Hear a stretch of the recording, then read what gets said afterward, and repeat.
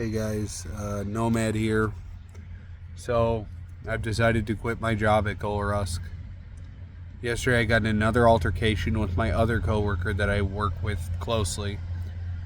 And there's two of them. The other one I got in an altercation with a while back, a couple weeks ago, when I was under a ton of stress and really not doing well. I crashed out at her one day because she was kind of being curt with me and rude, but I mean, I took it very personally, way more personally than I should have, and I crashed out at her. And so today or yesterday at work, I've been struggling a lot lately because I've been trying to speed up. I said this in the last video, I'm not going to rehash the whole thing, but to get dogs dry.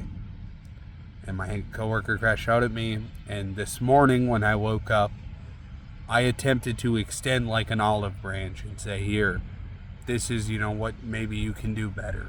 Or, this is what I did wrong. I'm sorry I yelled at you. That's not okay. It's never okay.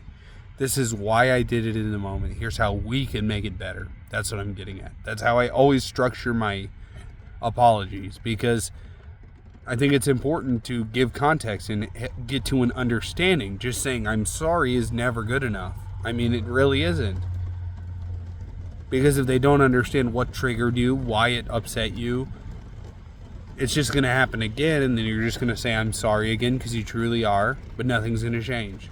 And I'm a solution-oriented person. I try to find solutions to my problems. And when I tried to extend that olive branch this morning, it was like she took a fucking flamethrower to it and said, fuck you, no, I shouldn't have to change a thing about what I'm doing. I crashed out at you. This is why it's okay. I don't have to apologize, and you know what, you should know by now, and you don't, and I'm pissed off about it. I'm just gonna stay mad. So I called no showed today because I was so fucking upset about it, and it happened an hour before I was supposed to go to work. And after it happened, I reached out to my manager and tried to come to some idea of what can we do about this. I didn't even get a reply. Then at 9 fucking o'clock p.m. or 9 a.m., 2 hours after the shift starts, I get a text from her basically saying, being reductionistic and saying, I get you're not getting along with your coworkers. That's no excuse not to no call, no show. Guys, the van living is nice. It's different. I'm really finding myself. But there are parts of it that are not as comfortable as living in a house. I'm in a huge transition period in my life, and I've been struggling a little bit at my job. And I have a fucking learning disability. It's called autism. And I don't use it as an excuse for my behavior, but I acknowledge that my autism makes me struggle at certain things and excel at others. So a lot of jobs, I get the basics down fast, and then they expect me to get everything down fast, and I don't. And then they get mad instead of just helping me. And I'm tired of it. I dealt with it at every job I've ever had. It goes well for a couple months because I'm a likable guy. Then I'm struggling on some aspect. They think I should just get it because it's obvious to them. And then I end up starting to crash out because I don't take disrespect well. And they come at me with disrespect. And you guys can hear it's storming. I'm sleeping at a park and ride tonight because I think it'll be safer parking. And I got stuck in the mud this morning and had to fucking flag down a guy in a van who luckily had a tow strap. So he pulled me out, but I got stuck because the road was fucking caved in this morning from all this rain. So I tried to go around it in the grass and I fucking, got stuck. It's been a very stressful day. I think I just need to go to bed. It's very early. It's only 7 o'clock in the afternoon at night, and I'm going to go to bed because I'm just having a really rough day, And something my coworker said to me, and it's because I yelled at her yesterday. She tried to say I have no respect for women. And you know what? That is so far from the truth, it genuinely hurts my feelings that she could even feel that way. I have no respect for people that disrespect me. And it doesn't matter if you're a man, a woman, gay, straight, black, yellow, brown, fucking purple people eaters. I don't care. I treat everyone to the best of my ability with respect. And sometimes my ability, especially in conflict, sucks. It's terrible. I treat people like shit. But the difference between me and a lot of other people, and I think this is what's pissing me off the most about this situation, I take accountability afterwards. When I calm down, I say, this is what I did wrong. This is how I fucked up in this situation. How can I be better? And this is how I think you could help me be better. And they just fucking dig their heels in half the time. Sometimes they're receptive, but the other half the time, like this morning, they dig their heels in and say, no, I didn't do anything wrong. I have no part to play because you got louder. You must be the problem. You got loud, so you're the problem. And that's not true. It is, I'm just an easy target because I'm weird and I have a fucking learning disability. And I told my mom on the phone, I mean, this is borderline discrimination. All my previous jobs, I never told them I had autism.